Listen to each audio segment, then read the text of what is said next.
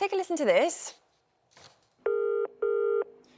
Due to the coronavirus pandemic, we're receiving more calls than normal, which means wait times are higher than we'd like.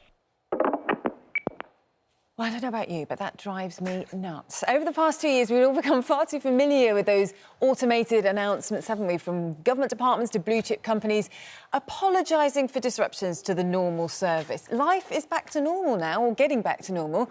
Is COVID a good enough excuse for not being up to scratch? Well, joining us is apprentice winner and business owner Tim Campbell, who says most businesses are navigating difficult circumstances, alongside chairperson of Women into Business, Tina Knight, who thinks COVID is a shirker's paradise. It's interesting, Tina, because as Charlotte was saying, you hear those voice messages and it drives her nuts. It really upsets people. They're kind of, you know, we are beyond this now. All we keep hearing is everybody needs to get back to work. We need to get things moving. And yet here is a call centre that is still using COVID as a reason for them not being able to look after their business. Well, it's absolutely ridiculous. What makes me even madder is they start off saying it's going to be about 20 minutes waiting before you start, so you just have to learn to sort of put it on loudspeaker and stand it there. And companies now that are not putting their telephone numbers because they're trying to drive you towards the internet.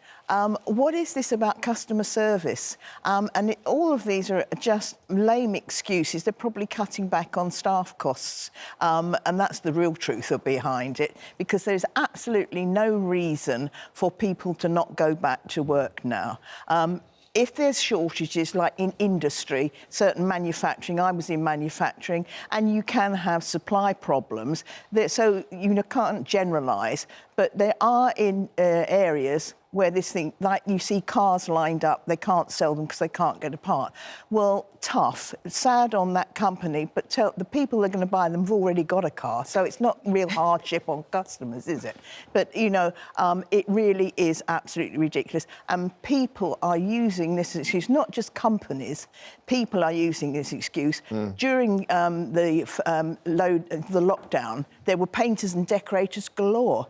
You can't find them now because they're off furlough now and going back to work. Well, let's pick up with Tim here, who I suspect is itching to come in at this point. I mean, Tim, what about that point? You know, we're through it now. We understood at the time that there were difficulties, of course, but now shouldn't companies have been able to adjust, you know, to be able to make it worse? They're just fobbing customers off, aren't they? I think it's definitely not about fobbing customers off. Business exists to make customers and delight customers. And the reality is that COVID is still with us, right? There are people who are still sick. With business, it is about delivering great service to individuals. But what you have to remember is that we've had a great resignation. People are thinking about different work. You've also got the fact that there's now wage inflation. Finding talent is really quite difficult. I think there's no excuse for poor service. But we have to be really clear that in people-facing businesses, sometimes people are now adjusting to working from home. Imagine there's a lady at home now who's having to look after the kids. She's also waiting to take the dog to go and do a number 2 in the garden. And then she's on the phone trying to answer somebody's service. So those automated calls can be very frustrating, but businesses are making up to deal with this new environment of hybrid working, which is difficult for many. Are you sympathetic then, Tim? If you find yourself in a situation where you've been let down from a service perspective or whatever, and they turn around and say, look, we just haven't got the staff at the moment, you find yourself, do you get irate by that? You're saying, look, you've had plenty of time to sort this out by now. You knew that I was going to expect that to be delivered on that occasion, or I knew that was coming, and you haven't. 100%. Everybody gets frustrated with not getting service in a timely fashion. But I was on the call just the other day, a lovely lady, they always seem to be in Scotland, actually, she was speaking to me and she said, sorry, there's somebody in the background, my son's just come home from school. I understand that. I have empathy and understand where she's coming from, because all of us now are bringing our work into our houses, apart from you two, obviously. That sounds quite unusual. My experience of speaking to a call centre, you wouldn't get that sort of human interaction, because you're absolutely right. If someone did say, oh, just one moment, I'm just at home, then I would absolutely hold my hands up going, if you're multi-skilling, then I have no problem with that. But 9 times out of 10, that's not the case. What you get is you either get an automated message, or you get someone delaying, or not that's actually telling you. What about the automated messages where you know full well they are just playing out that automated message on repeat throughout the whole time as an excuse? Oh, we're still coping with COVID staff. And you're like, well, hold on a second. You've been playing that for months now. Surely you would have got on top of the staffing situation. That's just not a one-off, is it? You've got to realise that businesses are still accommodating around providing individuals, their employees, with a work environment which is balanced now, because people are now having to accommodate COVID into their lives. It's new for all of us. I don't want to bring my work into my house environment, but I'm having to do that. So employers, I think, to Ben's point, they have to be telling people much more in advance, this is the situation, and then you'll be empathetic. It's the automated one where you can't speak to it, or the computer says no. That's what drives people back. But companies have had months through COVID. A good management company through the COVID period will have realised they're going to have to change working practice. They've had plenty of time to do forward planning. They should have been ready for when the lockdown is over to put some of the systems in that will accommodate the changes. Have you had no one who's gone sick and phoned up and said, actually, I've got COVID today, I can't come in, and you have to find another member of staff? Have you never had that? I personally, because I check up on them. But you stalk them? I think that's illegal, actually. I am stalker.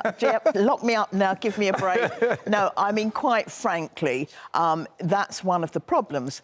You found through it, people say, I've just received a message on my text. I was coming in this morning, but I've just seen, I was near somebody, probably on the tube. And what can you say?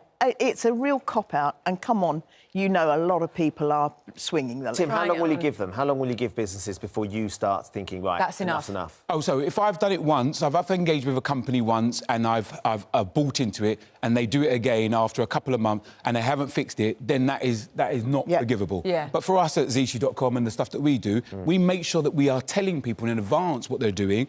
And that's what people want to hear. They want to understand the truth. But actually, Tina, I guess it's about people voting with their feet at the end of the day, isn't it? Yeah. They think, right, you know, I'm fed up with your excuses for bad service. Yeah, and I really, really resent the way that a lot of companies, particularly civil servants, are pushing people.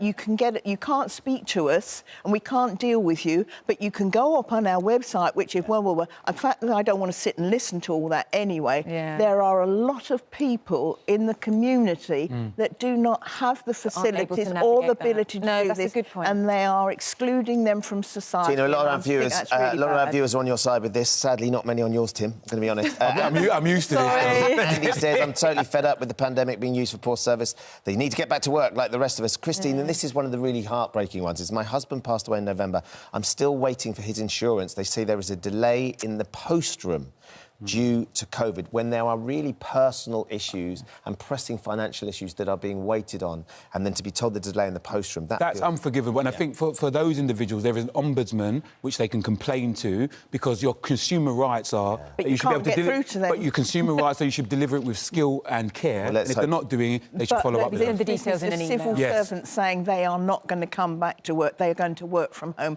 Since when does the tail wag the dog? When do employees tell employers how they run? The employer's got to watch the bottom line. It's a mutual relationship. It's a mutual relationship. Yeah, but it's still, at the end of the day, the boss has got to make sure there's a profit. I think they're going to carry on debating this for quite a long time. We'll put you two on hold, shall we? And then we'll carry on with the rest of the programme. Tina, thank you for joining us this morning.